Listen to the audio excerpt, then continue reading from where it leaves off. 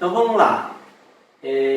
O primeiro conceito que eu quero mostrar para vocês, a primeira reflexão que eu quero que vocês entendam, é como que funciona o padrão de vida do brasileiro.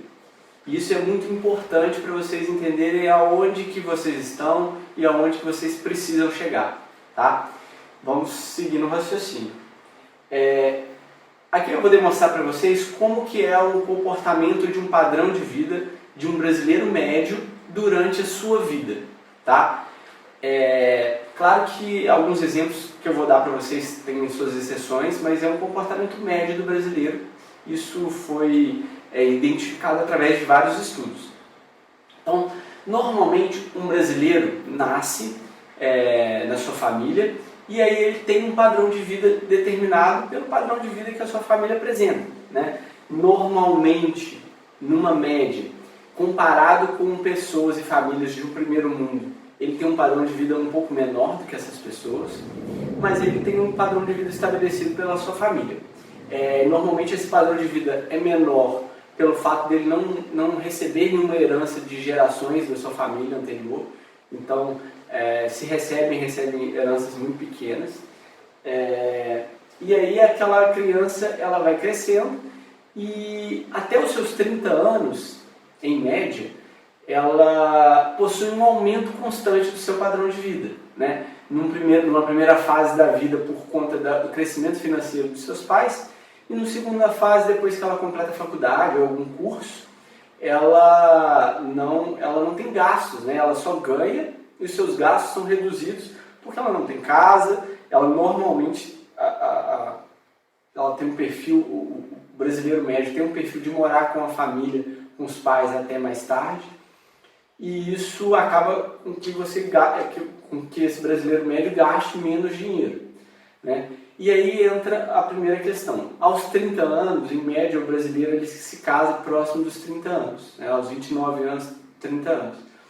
E aí acontece a primeira queda brusca do padrão de vida, porque aquele brasileiro está no início das suas atividades, ele está começando os seus ganhos e ele começa a ter um gasto extra pelas questões burocráticas da vida de casado, né? Inicialmente o brasileiro médio ele faz uma dívida para casar, então ele tem essa tradição do casamento, da festa, então ele consome um dinheiro com aquele evento e com os gastos do dia a dia ali, contas de casa, luz, telefone, água, que ele não tinha recentemente, o salário dele naquele momento não mudou tanto.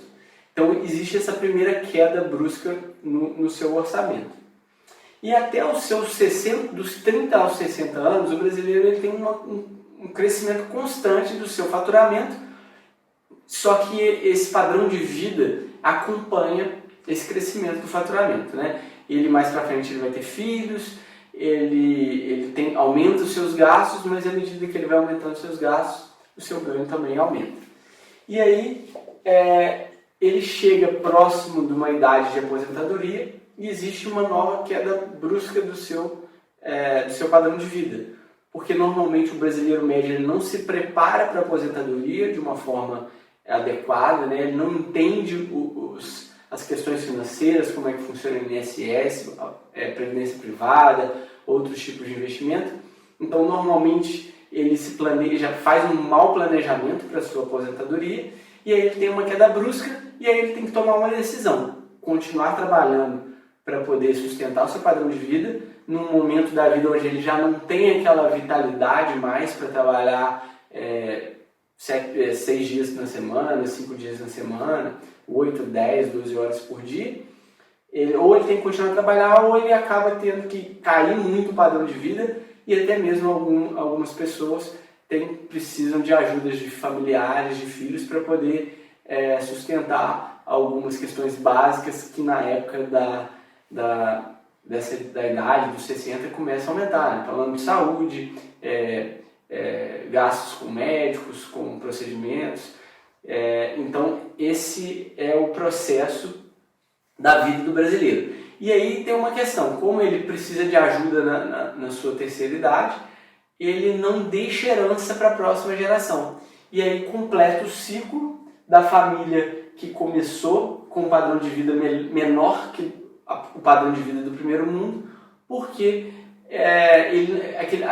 aquela família ela sempre começa do zero ou com muito pouco aporte financeiro ou acúmulo financeiro deixado por outras gerações. Então esse é o comportamento básico de vida do brasileiro.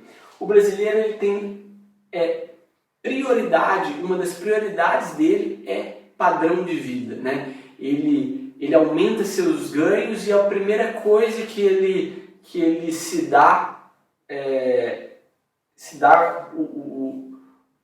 como uma coisa importante é aumentar os seus acessos, aumentar as suas realizações no momento atual. Então ele tem isso como tradição. Ganhou mais, gasta mais. Ganhou mais, gasta mais. E o brasileiro também tem como um dos seus principais sonhos a construção ou adquirir a sua própria casa, né? O sonho da casa própria é um sonho de quase todas as famílias brasileiras. E também o sonho de um carro mais... sair do carro popular ou sair do carro básico para um carro de luxo. Então são sonhos que são prioridades na vida do brasileiro. Então a gente está falando sobre o ciclo de padrão de vida e de ganhos do brasileiro. Na próxima aula nós vamos falar sobre o ciclo de vida de famílias do primeiro mundo, para vocês entenderem e nós fazermos um paralelo da diferença entre a mentalidade e como que o brasileiro e famílias de outros países se comportam. E aí a gente começa a notar as diferenças de como que se constrói um país próspero, como que se constrói um país rico, né? Não só essa construção não é feita somente pelos governantes, mas sim pelos hábitos e padrões de vida que é estabelecido no país. Então esse é a primeira aula do módulo Despertar e esse é o primeiro tópico que eu gostaria de despertar em vocês, essa diferença, para a gente começar a fazer essa comparação com a nossa vida, para a gente começar a ajustar, identificar os erros e lá na frente nós vamos planejar as melhoras para esses erros. Um grande abraço e até a próxima aula.